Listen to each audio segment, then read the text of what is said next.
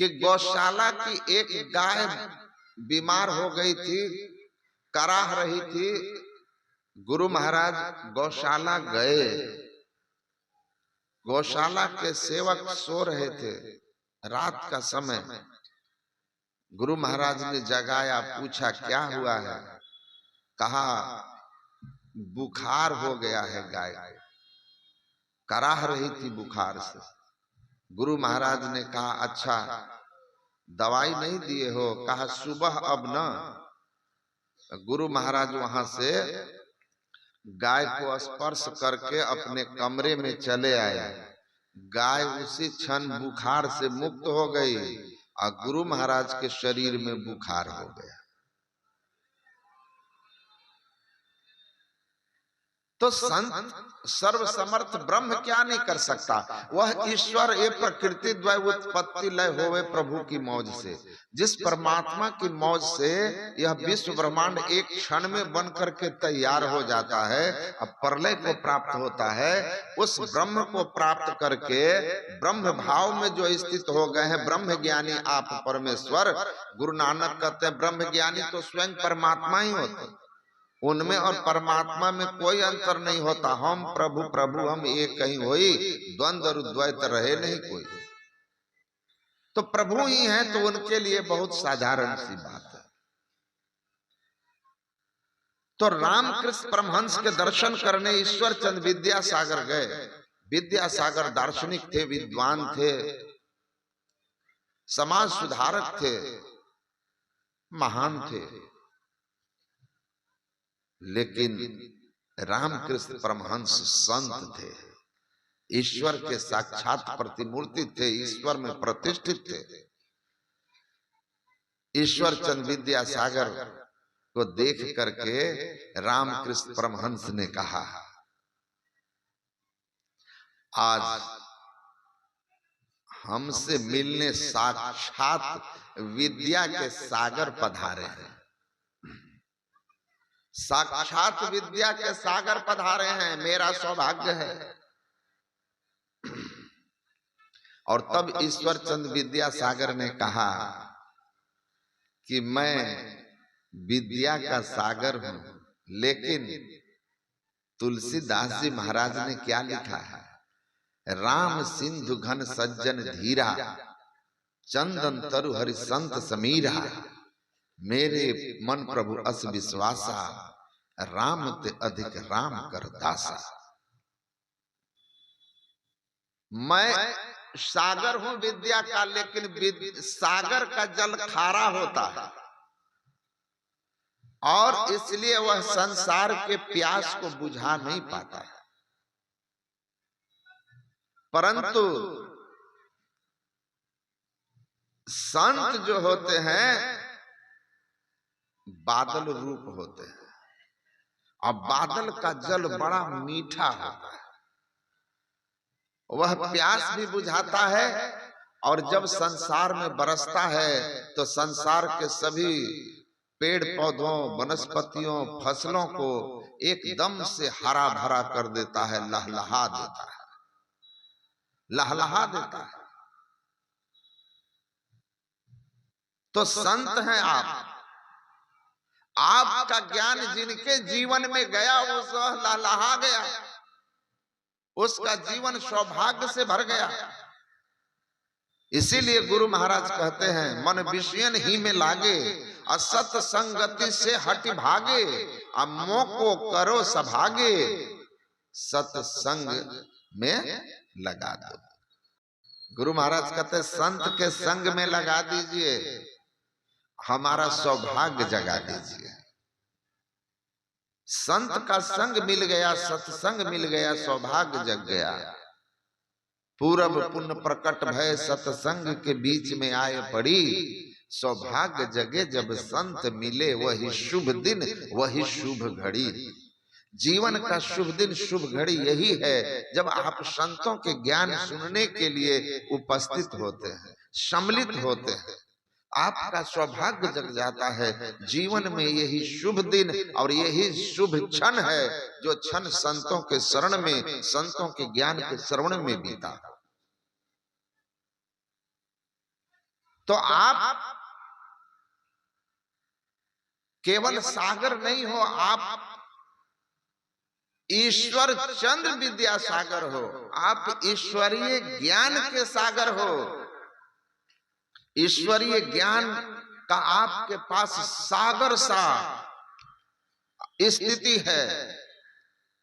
तो ईश्वर चंद्र विद्या सागर, इस पर कहते हैं रामकृष्ण परमहंस से, मुझे ईश्वर के संबंध में जो ज्ञान है वह शास्त्र का है और सागर समान है, लेकिन आप साक्षात ईश्वर हैं, क्योंकि संत भगवंत अंतर निरंतर नहीं किमपि कह विमलमति दास तुलसी। आप तो साक्षात ईश्वर ही हैं और ईश्वर का दर्शन कितना सौभाग्य का है।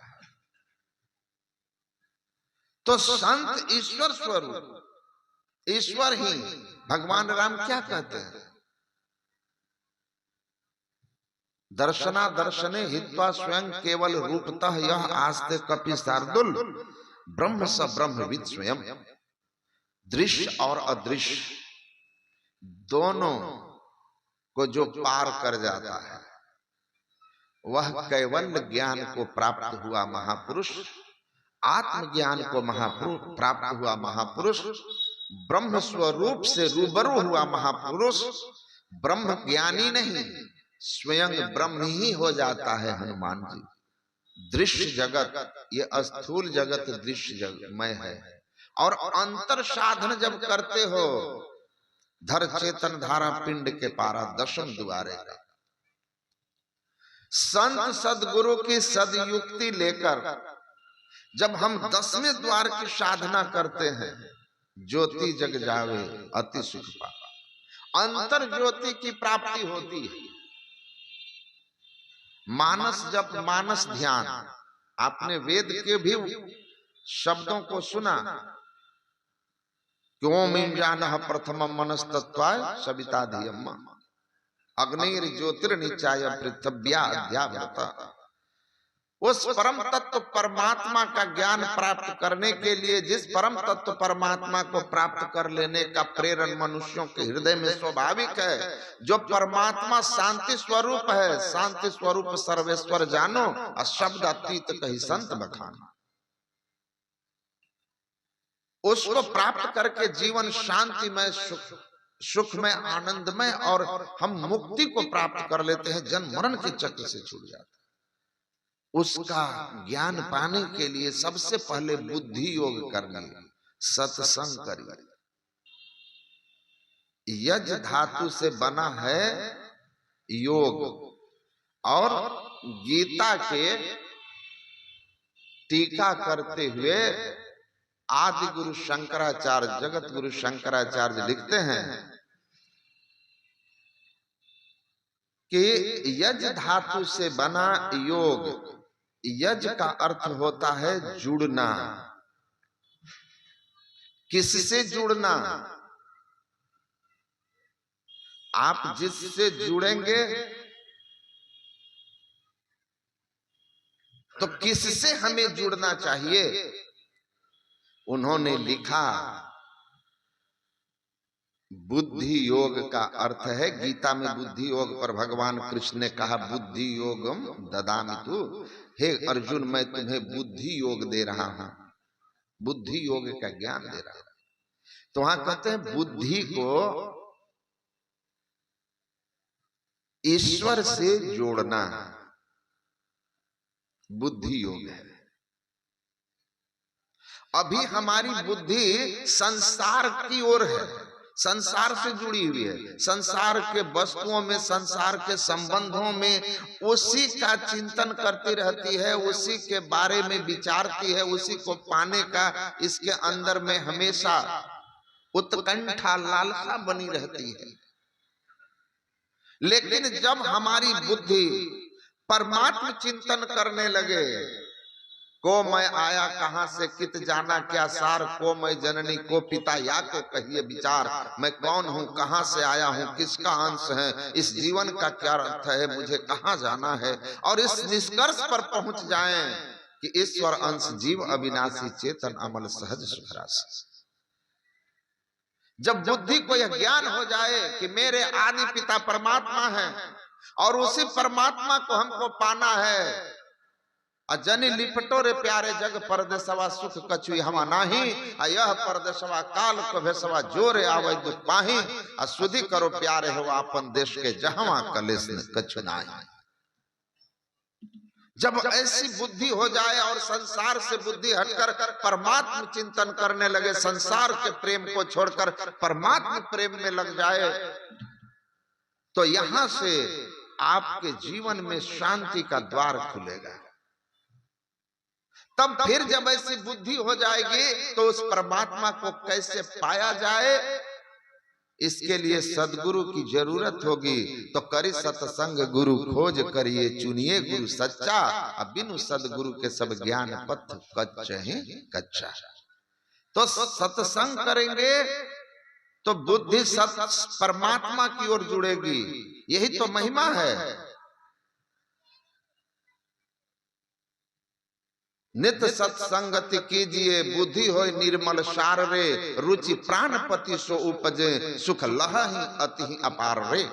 सुंदरदास जी कहते हैं नित्य प्रति सत्संग करो, तुम्हारी बुद्धि निर्मल हो जाएगी, पवित्र हो जाएगी और संसार की ओर से हट करके परमात्मा की ओर हो जाएगी। इसलिए रुचि प्राणपति सो उपजे, जो रुचि संसार में है वह प्राणपति परमात्मा में हो जाएगी और तब सुख लहहि अति अपार रे, अपार सुख अनंत सुख की प्राप्ति होगी। तो बुद्धि को परमात्मा से जोड़ना, सत्संग करना।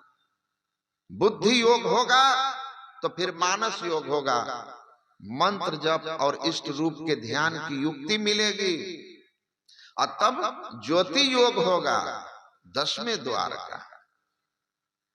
निर्णय करेगी बुद्धि कि संसार में सुख नहीं है, सुख परमात्मा की प्राप्ति में है। एवै भूमा तत्सुखम न अल्प सुखमस्ति, भूमा तवेव विजिज्ञासितव्यः।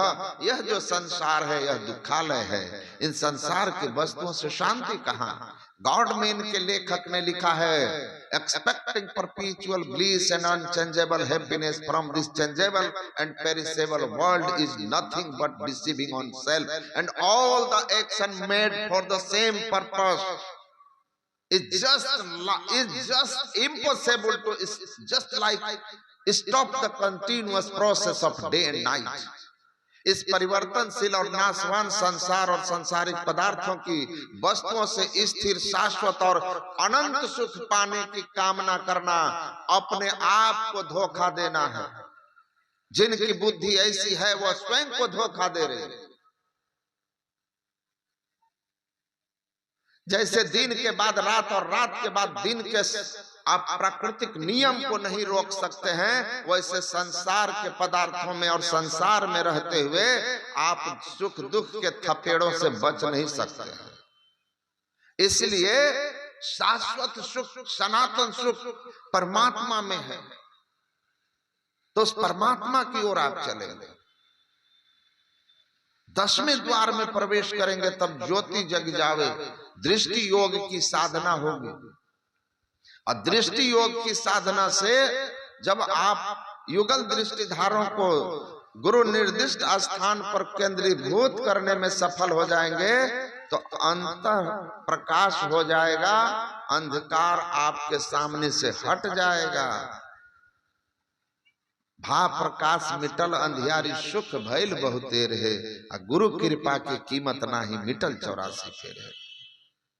अंत प्रकाश होगा तब अंतरनाद की प्राप्ति होगी और उस अंतरनाद के सहारे परमात्मा की अनुभूति हो जाएगी। वह नाद अंत में आपको परमात्मा में ले जाकर के एक में करा देगा और तब हम प्रभु प्रभु हम एक ही होई। तो यह स्थूल जगत दृश्यमान है और अंदर में जब प्रवेश करेंगे, जो भगवान राम ने कहा, तो त्रिकुटी महल में जहां पर है जहां पूर्ण सूर्य का दर्शन होता है वह प्रकाश का केंद्र है, वहां तक दृश्य जगत है। वह सूक्ष्म दृश्य जगत, यह स्थूल दृश्य जगत। इस दृश्य जगत के साथ साथ अदृश्य जगत, जिसको शब्द मंडल कहते हैं, और रूप जगत, इन दोनों को जो पार कर जाता है, त्रिकुटी पार शब्द सरिता पार में प्रत्यक्ष विराजे रामा। प्रकाश रूप जगत त्रिकुटी को पार किया, शब्द को पार किया, अब तब परमात्मा से एकता हो गई और हम परमात्मा का साक्षात्कार कर लिए, तो स्वयं परमात्मा हो गए। संत ऐसे ही होते हैं, अपने सदगुरु महाराज ऐसे ही थे, और ऐसे संत आकर के इस संसार में अपना भेद बताते हैं।